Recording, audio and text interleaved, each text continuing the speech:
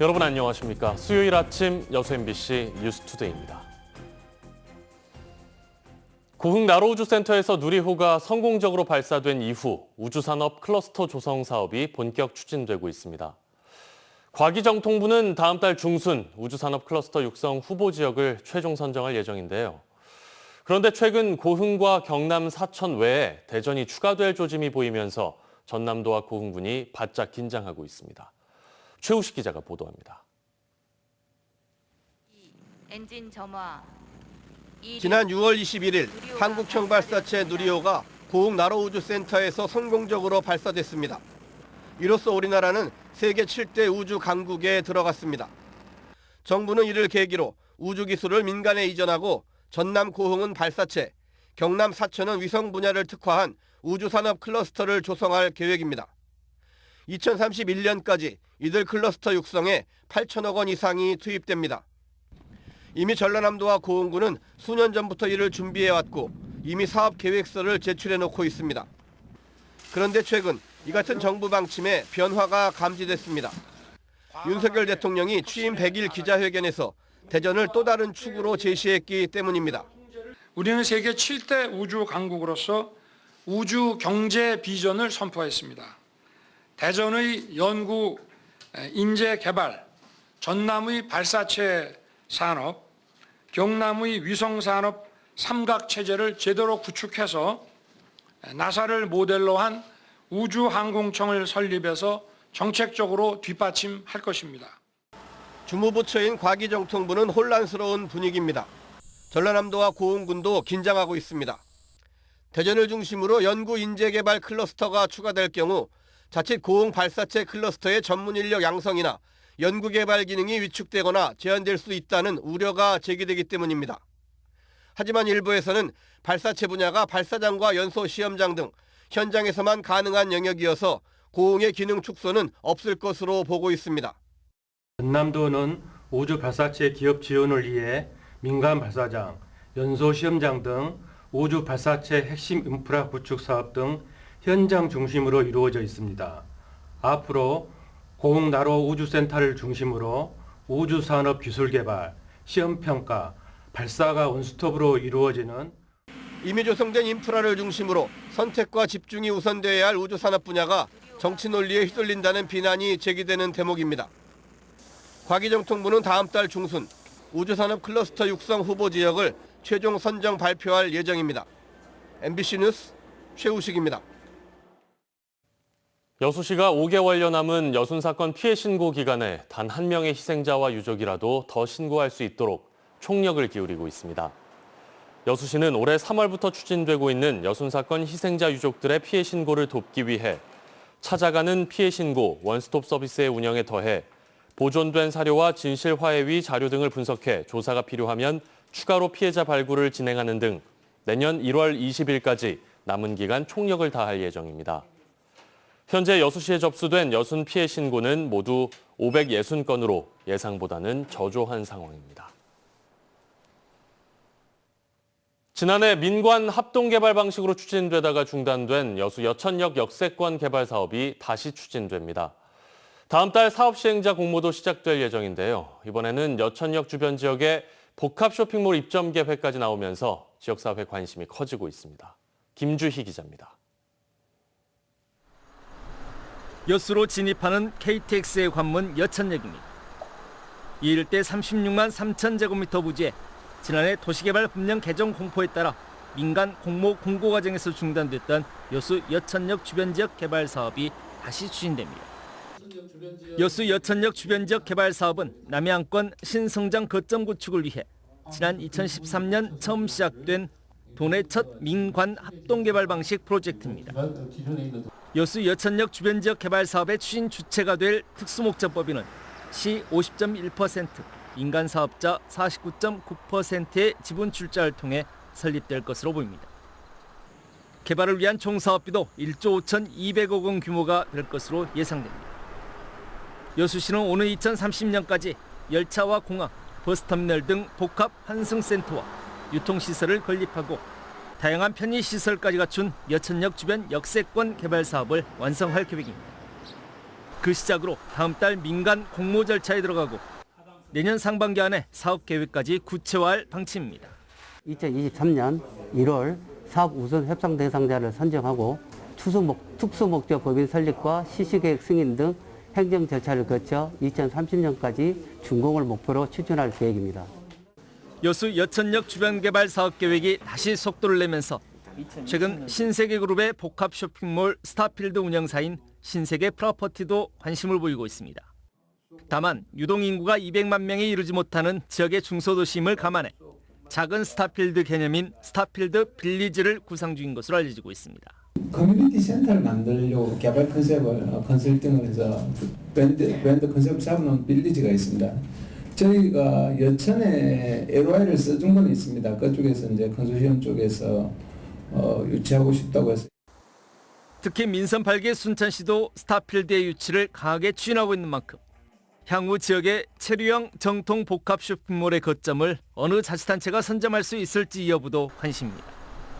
교통과 쇼핑, 문화, 정주 공간을 두루 갖춘 도시관리로 남해안권의 새로운 신성장 거점을 마련하기 위한 여수 여천역 주변 지역 개발 사업이 계획대로 순항할 수 있을지 주목됩니다.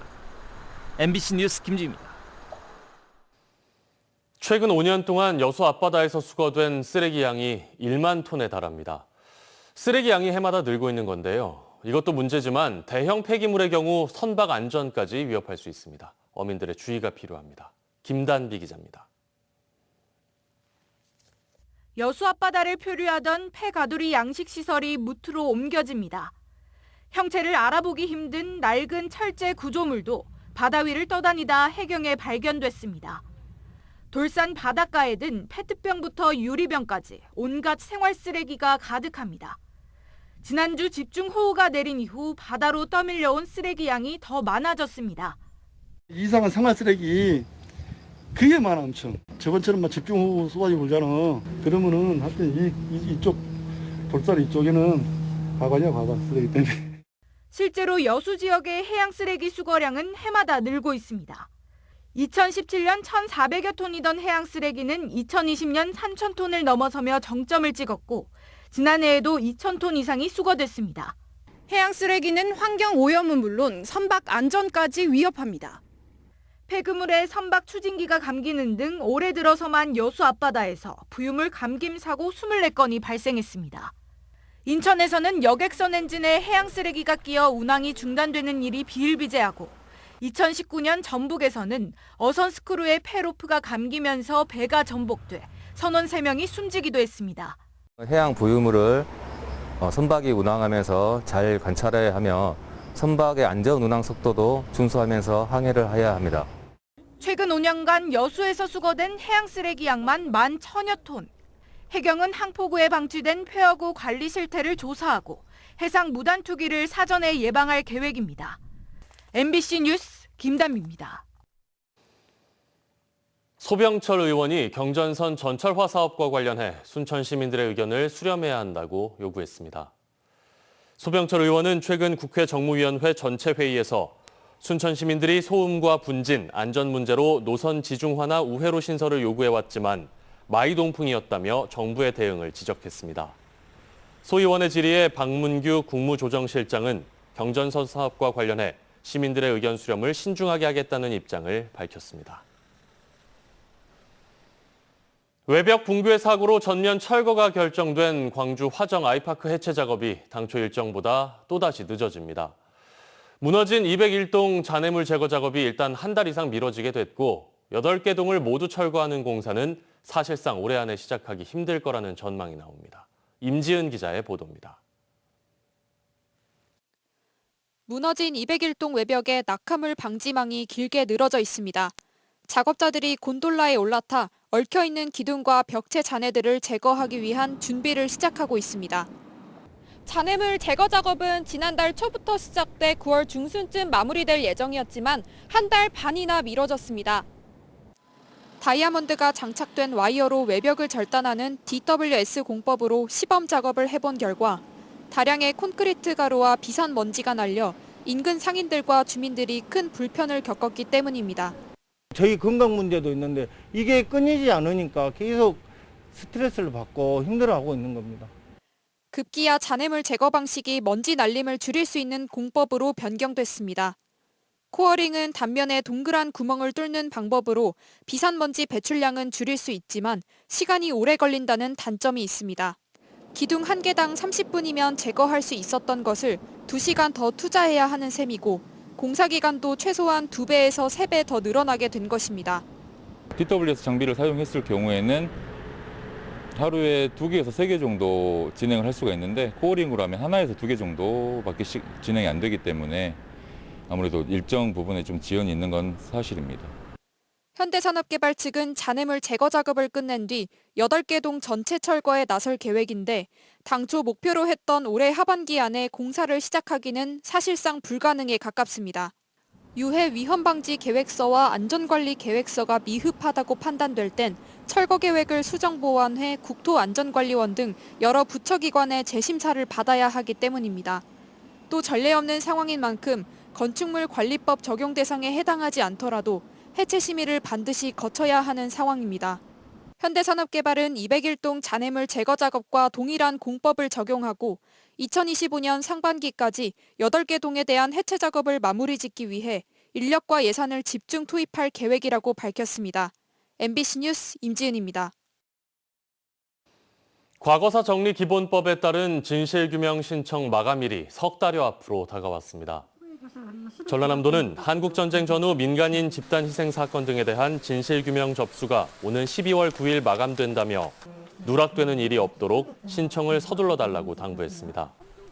한편 지난달까지 접수된 전남 지역 민간인 희생 사건 진실규명 신청 건수는 5,500여 건으로 이 가운데 3,700여 건은 조사가 개시됐습니다. 광양시의 자체 감사 결과 일부 부서에서 업무 추진비와 출장비 등의 지출 규정을 제대로 지키지 않은 것으로 드러났습니다. 광양시가 47개 부서를 대상으로 일상경비 집행 실태에 대한 감사를 벌인 결과 기획예산실 등 16개 부서에서는 법인카드 결제대금 관리를 제대로 하지 않아 연체 금액이 발생했고 연체 수수료를 자체 예산으로 집행했습니다. 또 관광과 등 3개 부서에서는 원칙적으로 현금 사용이 제한된 업무 추진비를 현금으로 집행했고 지역경제과에서는 출장 종료 처리가 되지 않은 출장건에 대해 출장비를 지급한 것으로 확인됐습니다. 2022 여수 에코 국제음악제가 오늘부터 나흘 동안 GS칼텍스 예울마루에서 막을 올립니다. 이번 음악제는 여수 출신의 세계적인 바이올리니스트 김소진 예술감독을 주축으로 국내외 저명한 연주자들의 수준 높은 공연이 기획돼 있습니다.